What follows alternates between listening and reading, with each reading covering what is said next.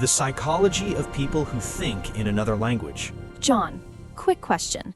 When you speak English, do you feel like the same person?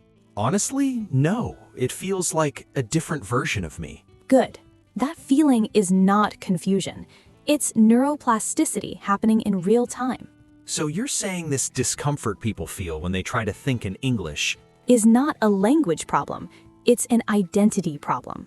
Identity threat activated.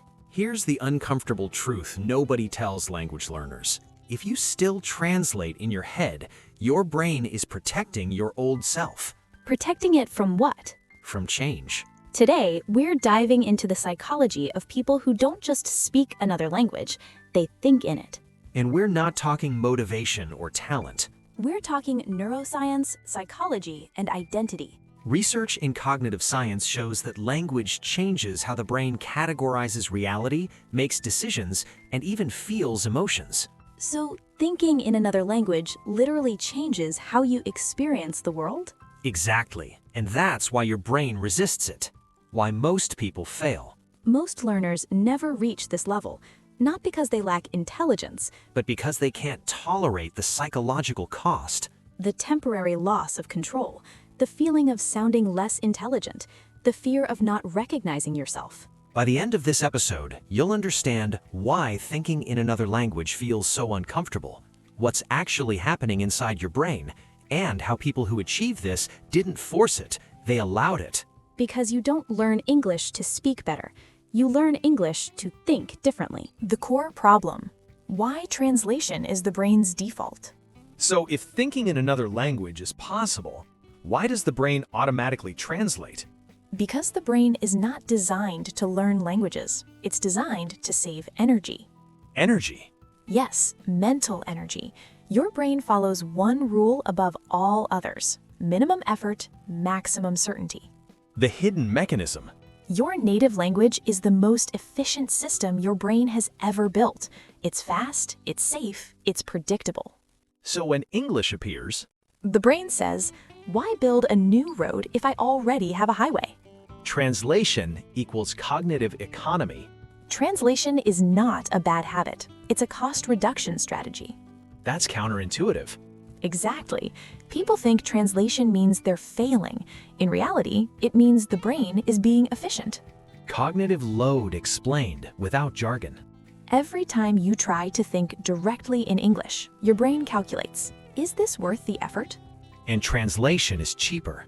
Much cheaper. Less uncertainty, less emotional exposure, less risk. Identity protection layer. But why does translation feel so automatic, almost uncontrollable? Because it's not just cognitive, it's identity-based. Explain that. Your native language is tied to intelligence, authority, emotional nuance, and social survival. Translation keeps you feeling like yourself. The brutal truth. When you stop translating, your brain doesn't think, I'm learning English. What does it think? It thinks, who am I becoming? Why force fails? So forcing yourself to think in English, Triggers resistance, anxiety, mental blanking. that explains why people freeze. Yes, because the brain interprets forced thinking as loss of control. The problem is not that your brain translates. The problem is that nobody explains why. Once you understand the mechanism, you stop fighting it and you start rewiring it.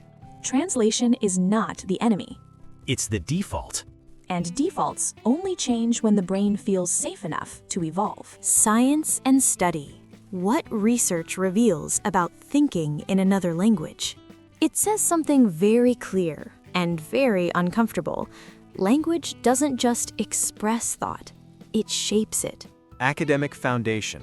One of the most influential researchers in this field is Lara Boroditsky, a cognitive scientist whose work at Stanford University focuses on how language influences cognition. So this isn't about motivation or learning styles. No, this is about how the brain organizes reality. What the research shows, simplified, not dumbed down. Across multiple experiments, Boroditsky and her colleagues found that people who speak different languages, pay attention to different details, remember events differently, categorize objects and actions in different ways, and even make different moral and practical decisions. Based only on the language they're using? Exactly. Critical insight. Language as a cognitive filter. The key idea is this: language acts as a filter. Meaning, When you think in your native language, your brain automatically follows patterns it has reinforced for years, sometimes decades. when you switch languages, you activate a different cognitive framework. Why translation blocks this effect?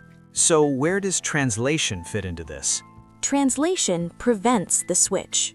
Because you're still anchored in your first language. Exactly. If meaning is always processed there first, the brain never fully engages the new system. Bilingual brain effect. Studies with bilingual individuals show that the same person can interpret the same situation differently depending on the language being used. So language is not just communication, it's context. Yes, emotional distance, risk perception, even self-control can shift with language. Why this matters for learning, This explains something crucial for learners. which is You don't start thinking in another language after you're fluent. fluency emerges because the brain starts thinking differently. Science meets neurofluency. From a scientific perspective, thinking in another language is not an advanced skill. It's a necessary condition. Exactly. Without that cognitive shift, the brain remains dependent on translation. So when people say, "One day I'll think in English," science suggests the opposite. You think in English first, And the brain reorganizes itself around that decision. Psychological resistance and ego. Why the mind pushes back. so the science is clear. Thinking in another language changes cognition, but emotionally, people resist it hard. Because now we're no longer dealing with the brain as a processor. We're dealing with the ego. Ego as a protective system. The ego's job is not growth, it's coherence. Coherence as in consistency? Yes, to keep a stable story of who you are, intelligent, competent, articulate. The hidden threat of a new language. When you think in your native language, you feel authoritative. You can defend yourself, argue, be sharp. But when you think in another language, You sound simpler. exactly, and the ego interprets that as loss of status. Core resistance mechanism. This is the moment where most learners unconsciously retreat, Not because they don't understand. but because their self-image feels threatened. The ego confuses linguistic simplicity with intellectual inferiority. Why perfectionism shows up? Is that why perfectionism shows up? Yes, perfectionism is not high standards, it's ego armor. Armor against what? Against being seen or seeing yourself as unfinished. Emotional exposure explained. Thinking in another language creates emotional exposure. Because you can't hide behind complexity. Exactly. You're forced to be direct, clear, almost childlike. For many adults, that feels unsafe. The intelligence paradox. Ironically, the more intelligent someone is, The harder this can be. because they're used to precision. And control. High intelligence often comes with a strong identity built on verbal competence. Hard truth. Most people don't fail to think in another language because of lack of ability. They fail because they refuse to feel temporarily incompetent. Yes, and the ego would rather stay limited than feel exposed. Resistance as a signal. So, resistance is not a sign to stop. It's a sign you're at the threshold. If thinking in English feels uncomfortable, you're not doing it wrong. You're doing something new. Once you understand this, You stop fighting your ego. and you start training it. The neurofluency shift. From learning a language to rewiring the mind. So if resistance is expected and the ego is part of the system, what actually changes for people who begin to think in another language? They stop treating language as knowledge, and start treating it as. a cognitive environment.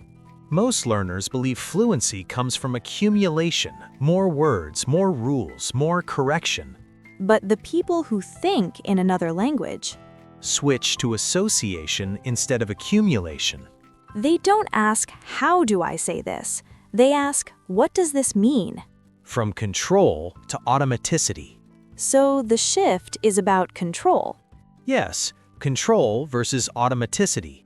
Automaticity happens when the brain no longer needs to supervise every step. Which only happens if the brain feels safe. Exactly. Why effort backfires? This is where most people sabotage themselves. By trying harder? By monitoring everything. Constant self-correction keeps language in the conscious mind. And automaticity lives in the unconscious. The rewiring principle. The neurofluency shift is simple but not easy. What is it? You prioritize flow over form, Meaning over accuracy. experience before explanation. The role of uncertainty. That sounds uncomfortable. It is, and that's the point. The brain only rewires under conditions of manageable uncertainty. Not chaos, not safety. Exactly, the sweet spot in between. Micro-failure is fuel. People who think in another language allow small failures. On purpose? Yes, because micro-failures create prediction errors. Which the brain uses to learn. Correct. Core realization, high impact. Fluency doesn't arrive when you stop making mistakes. It arrives when mistakes stop interrupting thought. That's the neurofluency shift. Language is action At this stage, English stops being something you study, and becomes something you use. even when it's incomplete. Once this shift happens, Techniques finally work. because now the brain is ready to change. Practical techniques. How to start thinking in another language. So the shift is clear, but people will ask the obvious question. What do I actually do? Exactly. Good, let's get precise. Technique 1. Image first encoding. Break the translation loop. This is the foundation. Instructions, step by step. 1. Look at a real object, image, or situation around you. 2. Do not name it in your native language. 3. Describe it out loud or internally in English. 4. Use whatever words you have. Fragments are allowed. 5. No correction during the process. Why images? Because images access meaning directly. Words come later. If you translate, stop and go back to the image. Technique 2. Micro-identity switching. Lower ego resistance. Earlier, you mentioned identity. Yes, this is how we work with it. Instructions. 1. Assign English to a specific role, not your whole self. Example roles. English me explains ideas. English me tells stories. English me asks questions. 3. Before speaking or thinking, say internally, now I'm switching to English me. This reduces ego threat. Because you're not risking your entire identity. Exactly. Technique 3. Delayed correction rule. Protect automaticity. This one is non-negotiable. Instructions. 1. Speak or think freely in English. 2. Do not self-correct mid-sentence. 3. Finish the thought first. 4. Reflect and correct after if needed. Most people do the opposite. And they kill fluency in the process. Principle. Flow first, accuracy later. Technique 4. Time-boxed thinking. Force direct processing. This technique trains speed. Instructions. 1. Set a timer for 2 minutes. 2. Choose a simple topic, your day, a memory, a plan. 3. Think only in English until the timer ends. 4. If you get stuck, describe the feeling, not the word. No dictionary? No dictionary. Your brain must adapt. Technique 5. Emotional labeling in English. Deep encoding. This is where thinking truly shifts. Instructions. 1. Notice an emotion in real time. 2. Name it in English. 3. Add one sentence explaining why. I feel frustrated because. 4. Keep it simple. Precision grows later. Emotions accelerate learning. Because they increase memory consolidation. Exactly. How to use these techniques. Structure. You don't do all of them at once. Suggested routine, 10 to 15 minutes per day. 3-minute image-first encoding. 3-minute time-boxed thinking. Daily emotional labeling. Always delayed correction rule. Consistency beats intensity. Thinking in another language is not a future reward. It's a daily decision. And every time you choose meaning over translation, Your brain rewires. the control paradox. Here's the paradox that traps most learners. The more you control, The less fluent you become. control increases accuracy but blocks speed. And speed is required for thinking. Mental checkpoint, self-assessment. Here's how you know you're progressing. Signs you're thinking in English. You finish thoughts even with mistakes. You remember ideas, not exact sentences. You feel emotion before grammar. You stop translating unconsciously. These are cognitive signals. These are not motivational ones. Core insight. You don't wait for fluency to think in English. You think in English to become fluent. Once this mental model is clear, Practice becomes simpler. because the mind finally knows what it's aiming for. So when you look at everything we covered, It becomes clear that thinking in another language is not a talent. it's a process. Your brain translates because it wants safety, Your ego resists because it wants coherence. and fluency emerges when both feel safe enough to evolve. You're not slow. You're not bad at languages. You're not broken. You're just transitioning.